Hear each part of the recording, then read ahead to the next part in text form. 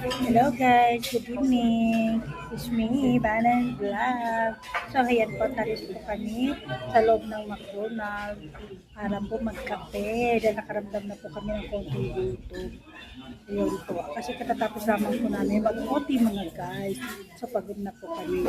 At siya nga po pala, nandito po ako para magpasalamat po sa inyo lahat. Thank you so much everyone for watching my video kahit na hindi ko po kayo agad nababalikan.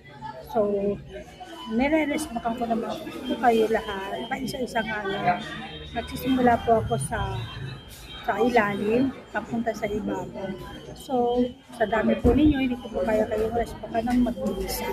So, wait nyo lang po ako at darating po tayo dyan. Yun lamang po, maraming po salamat.